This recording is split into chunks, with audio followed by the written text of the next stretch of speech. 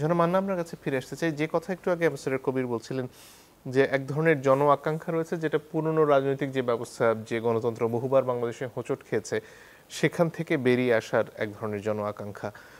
সেই ক্ষেত্রে এই পরিবর্তন তো আসলে রাজনৈতিক সংস্কৃতির পরিবর্তন, রাজনৈতিক দলগুলো কিভাবে চলবে সেখানে পরিবর্তন। সেটা কি অন্তর্বর্তী সরকার আদৌ করতে পারে, বা রাজনৈতিক দলগুলোর মধ্যে তার আলামত কি আপনি দেখেন? না, এটা এজেন্ডার মধ্যে নাই। কিন্তু ধরেন এটা এজেন্ডার মধ্যে না থাকলেও ওই যে জন আকাঙ্ক্ষা যেটা বলছেন তার মধ্যে তো আছে। কীরকম, আমি একটা জিনিস বলি আপনাকে, এটা বোধহয় আপনাদের এখানে এর আগে অনেকদিন আমি বলেছি। সরকারের পরিবর্তন হয়ে গেল, 5 আগস্টের কথা বলছি।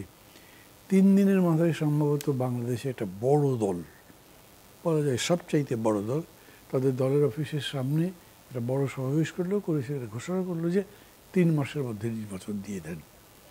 একদম আমি তাৎক্ষণিক রিয়াকশন মানুষের মধ্যে, তাদের সমর্থকদের মধ্যে দেখেছি। এখনও রক্তের দাগই শুকায়নি, ইলেকশন নিয়ে গেল, মানে ক্ষমতার ইয়েটা এসে গেল, ওপেনলি কথাবার্তা, ফেসবুক তো সয়লাভ হয়ে গেছে। তার মানে এইটা আপনাকে ডিকটেট করছে, আপনাকে টিচ করছে, you can't go like that. এরকম হয়েছে। ধরেন যেরকম আমরা আগে বক্তৃতায় বলতাম যে একটা দলকে বদলে আরেক দলকে ওখানে বসাবো, তার জন্য কিন্তু আমাদের লড়াই না, আমরা গুণগত পরিবর্তন করতে চাই। আন্দোলন চলবার সময় বলেছি, সেটা সব দলই বলেছি, আমি কাউকে বাদ দিয়ে বলছি না। কিন্তু দেখা গেল পরিবর্তনের পরপরই দখলদারিত্ব শুরু হলো, চাঁদাবাজি শুরু হলো বহু জায়গাতে, এবং মানুষ এগুলোর বিরুদ্ধে প্রচুর পড়েছে। এবং আমি বলতে পারি যে মানে যথেষ্ট জনপ্রিয় কোনো দল একটু ভয়ও পেয়েছে, তাদের জনপ্রিয়তার মধ্যে টান লাগছে না তো। এবং সেই জন্যে দেখেছেন যে দলগুলোর সর্বোচ্চ পর্যায় থেকে দলের মধ্যে পিউনিটিভ মেজার নিয়েছে প্রচুর পরিমাণে, অনেককে বহিষ্কার করা হয়েছে ইত্যাদি ইত্যাদি। বা হয়তো তারপরেও কতদূর করতে পেরেছে সেটা জানি না, কিন্তু করেছেন। তো এগুলো কি মানুষের মধ্যে থেকেই এই মেসেজটা আসছে যে তুমি এটাতে যেতে পারো না। এইটা হয়তো অন্তর্বর্তী সরকার করতে পারছে না, এইটা হয়তো আপনার ধরেন যে এই কী বলে সংস্কার কমিশন করতে পারছে না, বিকজ তার এজেন্ডাটা নেয়নি।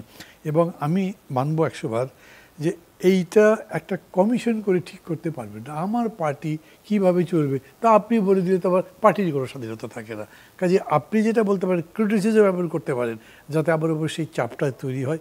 সেই চাপ এই আন্দোলনটা স্বয়ংক্রিয়ভাবে তৈরি করেছিল, এবং সেই চাপ আমি মনে করি এখনও আছে। এখন পর্যন্ত আপনি রাফ হতে পারেন না, এখন পর্যন্ত আপনি খুবই অপরিশীলিত আচরণ করতে পারেন না, এখনই আপনি একদম নেগেটিভ কথাবার্তা বলতে পারছেন না। আপনি মানে লিটারেচারগুলো দেখেন কিংবা ধরেন বক্তৃতাগুলো দেখেন, এগুলো অনেক পরিশীলিত হয়েছে বলে আমি মনে করি।